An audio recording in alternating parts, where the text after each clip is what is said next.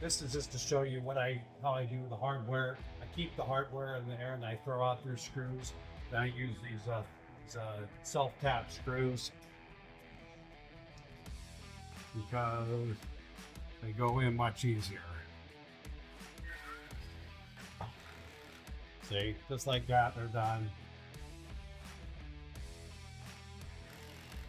Now, sometimes on the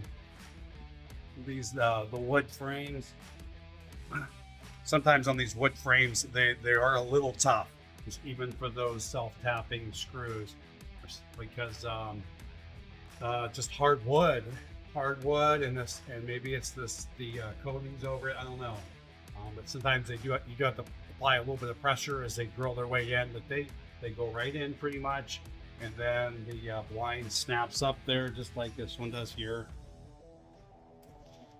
And again, this is the way they're supposed to operate.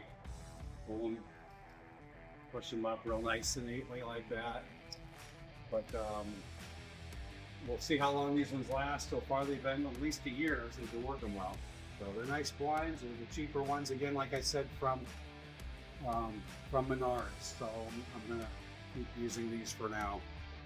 Now, sometimes when you're busy making videos and talking to the camera, you mess things up and you put pieces on upside down. So I'm gonna have to remove that and put it back the correct way. I keep a lot of pieces and parts on hand when I'm working on my windows. Get these things on Amazon, and some of them I have to order special through a place here in Akron. These come in handy a lot. What I end up doing is these are not the same parts that go on the window, but this little metal piece is. So I pull that piece out and I use those wherever I find broken ones at, which is quite frequently on these cheaper windows. I replace a lot of these. I just have a lot of them handy for whenever that happens.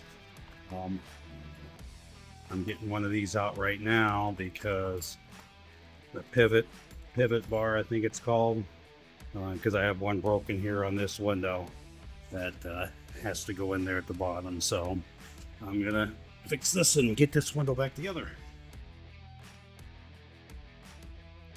So typically what happens is these pivot bars, the way they're attached inside, there's a little screw there that holds them in place, and through use, opening and closing, they end up snapping off like that. So the new one looks pretty much the same. All you gotta do is slide, make sure all the remnants of the old piece is out. Mine snapped in half, and when I pulled the window out, the piece here that sticks out fell out in the ground, so I didn't worry about that. But the broken off piece was still inside the window channel, so you have to get that out or the new one won't fit in there. So it just slides in like that, and I can't really hold the camera while I do this. But there's this little screw that's right at the top of the window, and you screw that into that hole that's in the pivot bar. So I gotta stop the camera in order to do that, though. Hopefully soon I'll have my my tripod set up so I can do some of this stuff as I'm working. It turns out I do have to replace one of those metal pieces that I showed you about in my last video. It's kind of difficult to do. You gotta disconnect it, which I already did. The screw, this assembly piece here has to come up. It has to go, you have to remove this one first of all, and then the other one, you slide them up to the top, and then there's a slot up at the top of the window that you pull it out of. This is on the inner pane piece of glass.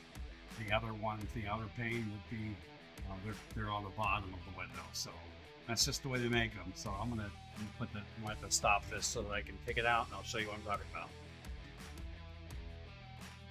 Okay, so this is what the piece looks like when you get it out of the side of the window. What you're looking at here is, this is where it used to be. It's in that side of this channel, so I had to use a piece of wood and a hammer to tap it because they don't come out that easily.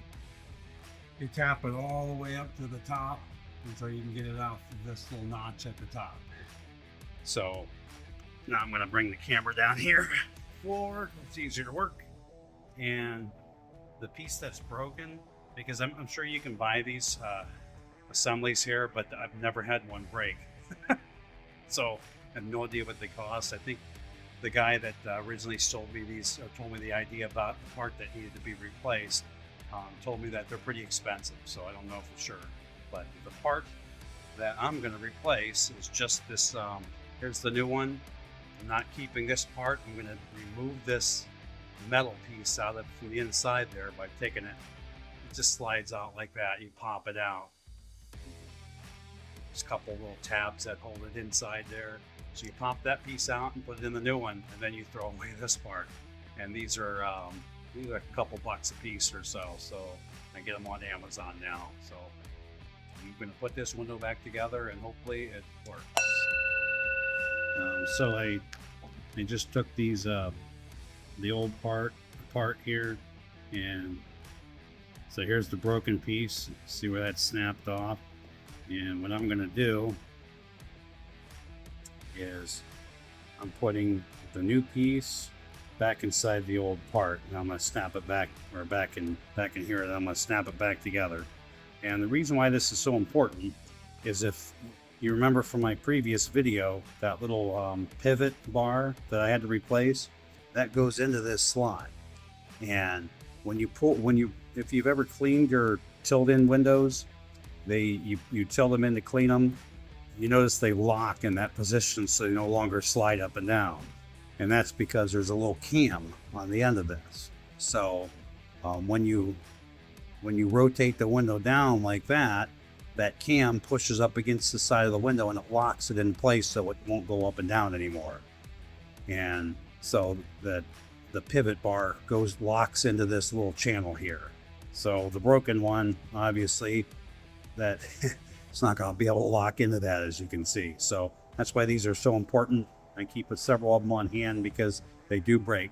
Tenants are rough on windows and they do break. So here is the assembled part here with the new cam stuck in, and all I got to do now is put it in that slot and slide it back down to the bottom of the window. Now here's, in hindsight, if I normally have a little bit of silicone lubricant spray with me, but I don't, so I forgot to bring that. So it's a little bit tight in that channel, but it does go in, but I can't do it one-handed, so I'm going to put the camera down for that. So I've done that now. I've slid it in here. It's a little bit tricky to get these little plastic flange part to go into that slot, but once you get in there, it just kind of slides down. I usually use a screwdriver. I stick a screwdriver in one of the holes here, and then slide it down to where it has to screw in at. You got to put those two Phillips screws back into it, and then you can hook the window in. And since I have this all apart, I'm going to go ahead and do one on the other side too here that looks like it's busted or about to bust. So I'm going to take that one out and do it as well. Hope you've enjoyed this video, and hope maybe this tip save you some money. This is Kevin with the Compulsive Investor channel.